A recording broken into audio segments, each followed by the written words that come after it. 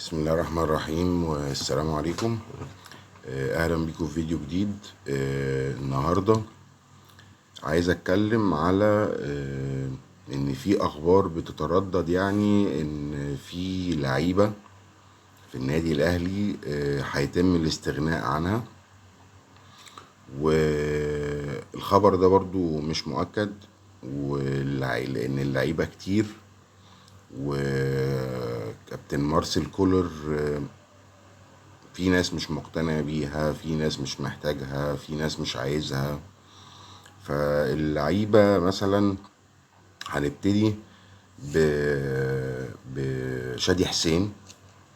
شادي حسين احتمال كبير يروح نادي زد. طبعا نادي زد النادي الصاعد من الدرجة الأدنى، طلع للدوري الممتاز السنة دي، فهيبقى محتاج لعيبة. فطبعا ايه، اعتقد ان ممكن يبقوا يعني صفقة شادي حسين دي تبسطهم وتبقى مهاجم كويس ينضم ليهم. في برضو والتر بواليا. والتر بواليا ده مفروض ان هو معار، المفروض ان اعارته تخلص، المفروض انه يرجع. كولر مش محتاجه، مش شايف ان هو كويس، وبيقول مثلا للنادي الاهلي سوقوه تاني بقى اعارة او بيع ايا كان، شوفوا خلصوني منه يعني. برضو كولر اكيد ايام الدوري ما كان شغال كان بيبص على اللعيبة المعارة، واللي اتظلم في الحتة دي اللاعب زياد طارق، لان زياد طارق طبعا اتحط عليه وما لعبش وما عرفش ايه يظهر مستواه. زياد طارق كان مفروض ان هو معار لسموحة ومفروض يرجع، وما يعني ما يعتبرش انه ادى لانه ما لعبش اصلا يعني طول الموسم. برضو مع زياد طارق في محمد محمود وفي عمار حمدي. برضو كولر بيطلب من النادي يا اما الناس دي يتم اعارتها مرة تانية او يتم البيع النهائي. يعني هو كده كده، شوفوا انتوا عايزين تعملوا ايه، تعيروهم تاني او تبيعوهم نهائي، ده براحتكم. في برضو مصطفى سعد ميسي. مصطفى سعد ميسي مفروض ان هو برضو معار لسموحة، ومفروض يرجع من الاعارة من عند سموحة. فاحتمال كبير يا اما يجددوا الاعارة او يروح نادي تاني مثلا، يا اما يجدد الاعارة مع نادي سموحة تاني، او ممكن يروح نادي تاني، والاكتر نادي ممكن يروحه هيبقى برضو نادي زد. وحطوا في دماغكم نادي زد هيبقى محتاج ناس، عشان خلاص يعني الستايل بتاع الدوري اللي هو كان بيلعبه غير ستايل الدوري لما صعد للدوري الممتاز، فهيحتاج لعيبة بشكل مختلف، ولعيبة طريقتها مختلفة عن اللعيبة اللي كانت موجودة في مراكز معينة وفي أماكن معينة عشان يدعم الفريق. في حاجة بقى غريبة اللي هي احتمال تحصل، وان هو الحارس التاني للنادي الاهلي علي لطفي احتمال هو كمان يمشي. واحتمال يمشي ده لو الشناوي ما مشاش، لان الشناوي معروض عليه عرض من السعودية من فريق سعودي. لو الشناوي قبله ومشي من الاهلي، علي لطفي هيقعد. لو الشناوي ما قبلوش وقعد في الاهلي واستمر في الاهلي، علي لطفي هيمشي. والاقرب ان علي لطفي برضو يروح له ويمشي يروح على النادي ده، هو هيبقى نادي زد برضو. تمام.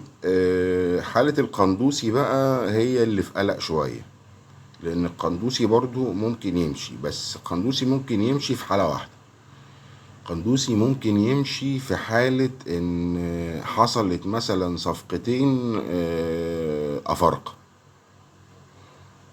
فلو حصل ان في صفقتين افارقة جم انت محتاجهم قوي واقوياء، ممكن ساعتها القندوسي يمشي سواء باعارة او ببيع بصفقة كويسة، لان القندوسي طبعا لعيب كويس جدا ولسه بيسخن وهيدي اكتر من كده وجامد جدا القندوسي.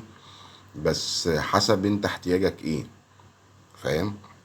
حسب انت احتياجك ايه. آه برضو الاخبار اللي سمعتها وانا يعني مستغرب من واحد ومش مستغرب من التاني. يعني التاني انا مش شايفه جامد قوي يعني مش شايفه كويس، في ناس احسن منه كتير جدا. نبتدي باللي انا مش شايفه كويس، واللي هو محمد فخري لعيب خط الوسط.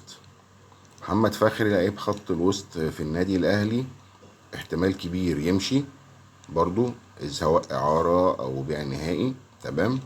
وده عشان يعني انا مش شايفه قدم مستويات كويسة قوي يعني، ولا هو جامد قوي يعني، ولا هو اللي يعني مش بيطلع نار من بقه يعني، فاهم؟ ولسه محتاج يتقل اكتر من كده ويسخن اكتر من كده. تمام.